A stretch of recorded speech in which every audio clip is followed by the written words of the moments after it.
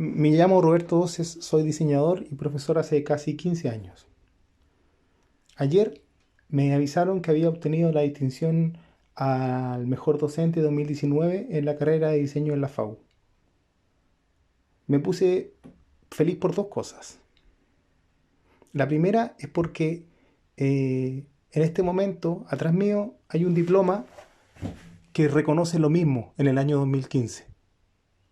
Y hoy, 2020, vuelvo a obtener la misma distinción. Lo interesante de eso es que esta distinción, al menos en nuestra escuela, no se puede recibir dos veces en un periodo de 5 años. ¿Sí? Lo que pone en evidencia, en el fondo, que justo al cumplirse los 5 años vuelve a obtener la distinción. Y eso a mí me pone feliz, muy contento. En primera instancia porque se repite y en segunda instancia porque no es algo que se dé de forma espontánea o gratuita. Yo sé que para muchas personas decir yo no me lo esperaba y esto me llega de sorpresa, me sorprende o me pilla, eh, digamos, desprevenido, entonces por eso lo disfruto tanto. No, a mí me pasa lo contrario. Yo lo disfruto porque yo lo busco. A mí me interesa que una herramienta como la evaluación docente, por ejemplo, eh, me interesa tener buenos resultados en una evaluación docente.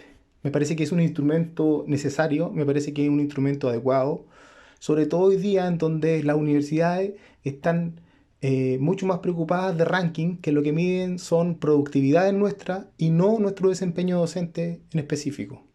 Me parece que son pocas las herramientas que hoy día están midiendo eso. Entonces a mí en lo particular me parece un instrumento necesario, válido y muy significativo. Entonces yo trabajo por mejorar los aspectos que se me van señalando que debo mejorar por parte de los estudiantes. Y si alguien de la administración o alguien con una jerarquía superior a la mía me indica que hay algo que debo mejorar, yo lo considero también y lo intento mejorar. Digamos, tengo un cariño tan grande por esto que estoy dispuesto a seguir trabajando por hacerlo mejor a cada momento. Y la herramienta que me pongan por delante que me sirva para mejorar, yo la voy a utilizar y voy a trabajar por eso. Entonces, por eso estoy muy contento. Pero hay otra cosa en la que he estado pensando en estas horas eh, y que coinciden con un evento muy particular. Resulta que este premio corresponde al año 2019. Entonces, yo justamente me metí a ver los resultados de la encuesta del 2020. ¿Cuál es la particularidad del 2020? Bueno, la que todos sabemos. El contexto de la pandemia modificó radicalmente la forma en cómo teníamos pensado realizar nuestros cursos con nuestros estudiantes. Nos sacudió. En ese sentido, eh, la primera emoción que yo sentí cuando me di cuenta que esto iba a cambiar el escenario fue temor. Como en muchos otros aspectos de mi vida, sentí temor. El temor que sentí fue porque sabía que en este escenario tenía que actuar de forma distinta, tenía que desenvolverme de forma diferente con mis estudiantes. ¿Mm? Entonces, tuve una fortuna que debo reconocer. En nuestra facultad, los estudiantes se fueron a paro.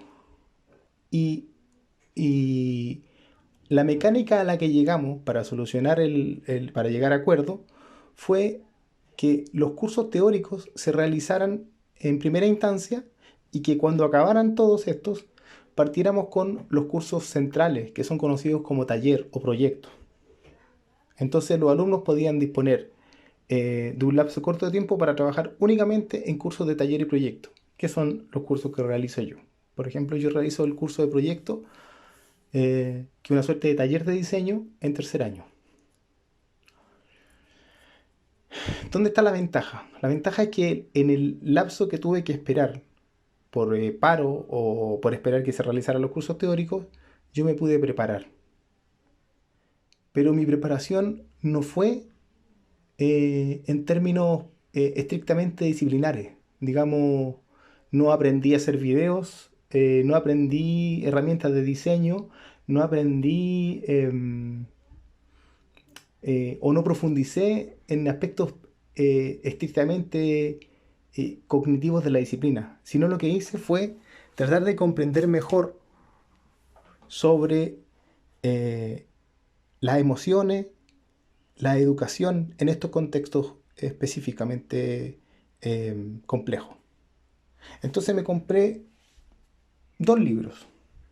Uno que se llama Red Evolution, Hacer la revolución en la educación, de María Caso, y otro de Humberto Maturana, que se llama Emociones y lenguaje en educación y política. Me parecía que era interesante, por una parte, tratar de comprender cómo funcionaban las emociones en términos biológicos, como lo explica Humberto Maturana, y cómo esto se podía volcar en la educación y en el conocimiento. Y por otro lado, me parecía interesante la propuesta que ya había escuchado de María Caso de, digamos, sacudirnos de algunas estructuras tradicionales en términos de lo que significa la educación.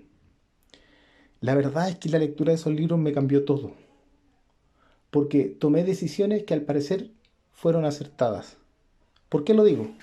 Porque hoy día, revisando la encuesta de desempeño docente de los cursos que acabo de hacer en el primer semestre, me doy cuenta que obtuve una nota más alta que la del año pasado y que incluso la que jamás he tenido. Obtuve el promedio más alto que se puede obtener en taller en este contexto de pandemia. Eso me dejó un poco asombrado y cuando fui a leer los comentarios, la verdad que son un impulso al alma tremendo.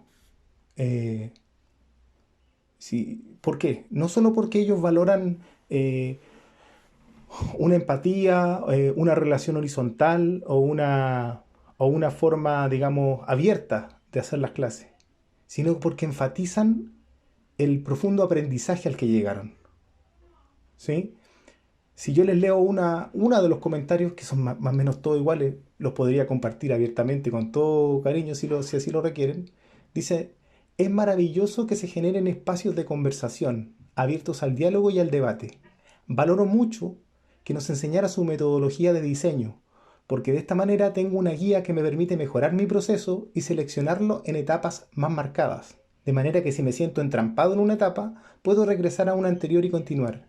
Agradezco mucho que no nos bombardearan con trabajo y entrega. Siento que aprendí mucho en esta forma de enseñar. Otro comentario, por ejemplo, dice, la metodología que nos presenta es fácil de comprender y aplicar. Se hace más sencillo poder realizar un proyecto. El docente presenta este método mediante experiencias propias, lo que hace más interactivo, interesante y real. Supongo que el curso. Otro dice, la mejor clase del semestre, mejor taller hasta ahora, nos enseña relacionado a la realidad y con cosas que mantienen nuestra atención. El ambiente de la clase es muy agradable y he aprendido mucho sobre la disciplina por medio de experiencias. Gracias por compartir con nosotros. Esas son solo tres de muchas más comentarios que me dejaron los estudiantes. No hay ningún comentario negativo. Es la mejor nota que he sacado hasta ahora. Y esto en el contexto de pandemia haciendo un taller. Es decir, un curso que debería incluir mucho trabajo práctico. La pregunta es, eh, ¿cómo se logró eso? Bueno, no porque sea una persona talentosa, no porque sea un profesor con demasiadas habilidades, no.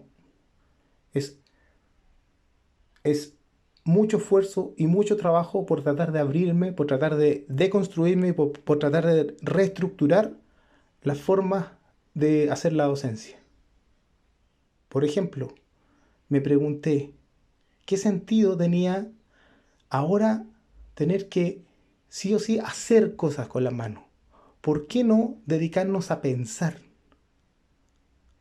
Es un ejercicio que no hacemos habitualmente, al menos los diseñadores, porque al menos en mi curso, en el curso que me toca hacer, lo que tenemos que hacer es trabajar con nuestras manos, crear cosas. ¿Sí?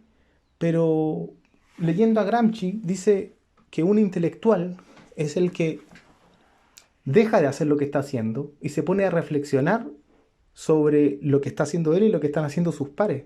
Dije yo, ¿por qué no tomar ese modelo? ¿Por qué no pensar sobre acciones ya hechas y reflexionar sobre su implicancia en términos sociales, en términos culturales? Dije, ya, pero ¿qué acciones? Bueno, las que yo he hecho, las que yo mismo he hecho. Entonces, tomé varios casos míos y lo que hice fue poner en evidencia una metodología común que utilizo en todos los proyectos y compartir eso con mis estudiantes y generar a partir de eso conversaciones. Alguien me preguntará, bueno, ¿y qué tipo de trabajos diste? Ninguno, ninguno. Los liberé de la carga de tener que hacer trabajos, porque en este contexto no tenía sentido. Y en este contexto bien valía que tuvieran la libertad y el tiempo para poder pensar en primera instancia. ¿Qué otra decisión tomé? Me adelantaron que era complejo hacer clases a estudiantes que tienen las cámaras apagadas. Algunos colegas me dijeron, yo obligo a que las prendan. Yo me quedé pensando en esa idea. Me quedé pensando mucho tiempo. Y cuando llegó la primera clase y vi el tema de las cámaras apagadas, por supuesto que fue difícil hablarle a unas letras en un monitor negro, como le dicen todos. Sí, fue difícil. Pero revertí la idea. Dije, bueno, ¿por qué tienen las cámaras apagadas? Esencialmente por temor. Porque muchas de ellas y muchos de ellos están recién levantados, están en pijama o están tomando desayuno. ¿Sí? Entonces, como tienen la posibilidad de no prender la cámara y de que nadie los vea y solamente escuchar, optan por hacerlo. Bueno, me quedé pensando y dije, sí, pues entonces es como un poquitito como ver Netflix comiendo cabrita. Y me di cuenta que en ese estado, que cuando por ejemplo, mis hijos están viendo una película, algo que les entretiene, y comiendo unas cabritas, su estado de concentración y y de, y de relación con lo que están mirando es profundo. Dije, bueno, que apaguen las cámaras, me da lo mismo. Si esto es como ver Netflix comiendo cabritas, yo voy a hacer que mis clases sean Netflix. Voy a aprovechar esa concentración. Voy a aprovechar esa libertad con la que se sienten tras la cámara apagada. Y voy a hacer que a partir de eso se conecten con lo que yo estoy diciendo. O sea, tengo que hacer una clase entretenida. No necesariamente interactiva. Me di cuenta que está sobrevalorada la interacción en estos contextos. Ojo, cuando un niño está viendo una película, cuando un adulto está viendo una película, concentrado, hay una conexión que no requiere de palabras o de participación. Requiere solamente de estar mirando lo que se está, lo que se está, lo que se está viendo, valga la redundancia. Entonces, seguí en esa línea y la verdad es que pareciera ser que dio frutos. ¿Por qué hice todo eso? ¿Por qué tomé esas decisiones iniciales? Básicamente lo que hice fue escuchar a Humberto Maturana. Humberto Maturana dice que estamos hechos de moléculas y que esas moléculas están en constante movimiento y en constante autocreación. ¿Sí? Dice que hay ciertas emociones que impulsan a estas moléculas. ¿Sí? La principal emoción es el amor, porque lo que hace es que las moléculas se abran para inmiscuirse, para relacionarse con otro tipo de moléculas, por así decirlo, o con otras cosas. Entonces, emociones como el temor, por ejemplo, hacen que esas moléculas se contraigan y que no dejen entrar. Mi primera tarea en términos pedagógicos fue hacer que no tuvieran miedo al curso. Les dije, aquí prácticamente no van a haber calificaciones. Va a haber una sola calificación al final. Pero la calificación no es relevante. Les dije, concretamente, alguien que participe en el curso, que se conecte, va a aprobar este taller. No porque sí, sino que porque quiero que sepan que ese no es tema. Quiero que estén libres de cualquier temor, de cualquier complicación. Que se olviden de la nota. Que se olviden de los encargos y las evaluaciones. Sáquenlo de la cabeza. Ustedes vienen aquí a sentarse y disfrutar. Entendamos este curso como una terapia para nosotros, en donde venimos, nos conectamos y nos olvidamos un rato de todo lo que está pasando alrededor nuestro con esta pandemia. Entendamos la clase como una terapia grupal, si quieren, en la que yo soy un orador principal, pero si ustedes quieren también exponer, háganlo. Pero nadie tiene la obligación de hacerlo. Nadie. Y no prendan las cámaras. Me da lo mismo. Si quieren tomar desayuno, si quieren comer, si quieren comerse un completo, o si quieren estar en la cama bajo la frazada con el celular, estén. No me importa. Lo único que me importa es que ojalá puedan disfrutar esto. Ojalá de verdad se conecten, porque yo voy a hacerlo con mi corazón abierto este curso. Y en términos de objetivo, digamos, y de competencia específica, lo único que quiero que aprendan es una metodología de diseño. Cómo se utiliza, cómo funciona. Y que a partir de esa metodología ustedes puedan utilizarla o crear la suya. No es una metodología sencilla la que les expliqué. Es una metodología que requiere de varios pasos. Pero le expliqué una vez, y otra vez, y otra vez, y otra vez, y en diferentes proyectos y todos reales.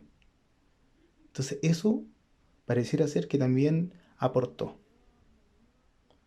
En el libro de María Caso hay algunos parámetros que en ciertos pasajes del libro se plantean, que los tomé literal. Decía: la educación hoy debe ir de lo descriptivo a lo narrativo. Bueno, cada clase era más bien una historia, en la que yo les contaba anécdotas de cada proyecto. Cuestiones que a veces no tenían mucho que ver con el desarrollo del proyecto en sí, pero que en términos como de experiencia servían un montón. Decía ir de lo predecible a lo inesperado. Por supuesto, no había una pauta tan estricta respecto de las cosas que teníamos que hablar en el curso. Muchas veces un estudiante me decía: profesor, no sé si vio las noticias, pero está pasando tal cosa en términos de diseño. Bueno, vamos a revisarla. Y no íbamos a ver el caso. ¿Y qué pasa? ¿Que se van a perder mi superclase que preparé durante una semana? No me importa. Lo que me importa es justamente que ellos también vayan colocando el ritmo, que ellos también vayan colocando los temas. Porque eso me intuí que podía ser mucho más nutritivo. Ir de lo ajeno a lo personal. Me abrí completamente. Y permití que quien quisiera abrirse lo hiciera también. En general, todos los parámetros que se describían en el libro, yo los fui incorporando de una u otra forma. Y, insisto, pareciera ser que funcionó. Entonces, no sé lo que va a ocurrir ahora. Viene el segundo semestre, tengo que preparar el curso y pareciera ser que la lógica va a ser la misma. Fijar un objetivo muy concreto, muy específico de aprendizaje, y preocuparme por trabajar otros aspectos que están relacionados con las cosas que ya he mencionado. Estoy muy feliz, estoy muy contento, y, y si es necesario que comparta esta experiencia de otra manera, estoy dispuesto a hacerlo con mucho entusiasmo. Como digo, estoy hasta emocionado. Me parece que jamás me imaginé, lo que no me imaginé es que los resultados de este curso iban a ser tan categóricos en términos de lo bueno que fueron. No me imaginé que fuera así. Pensé que iba a resultar, intuía que iba a resultar, porque estaba haciendo cosas que eran distintas a lo que los estudiantes me habían comentado, los que había logrado conversar. Pero jamás pensé que fuera tan lindo como resultó. El último día de clase les pedí que ellos organizaran el cierre. Y se cambiaron los nombres se cambiaron todos los nombres cuando yo entré. O sea, yo llegué más tarde, entonces se cambiaron todos los nombres y me pidieron que viniera disfrazado. y todos vinimos disfrazados. Entonces todos fueron apareciendo uno a uno, fuimos viendo su rostro, pero todos con disfraces. Y, y en ese momento sentí que lo que estábamos viviendo era real y había sido de verdad un- una suerte de bálsamo, de alivio y, y una muestra de afecto tremenda entre nosotros eh, en un momento muy necesario. Eso.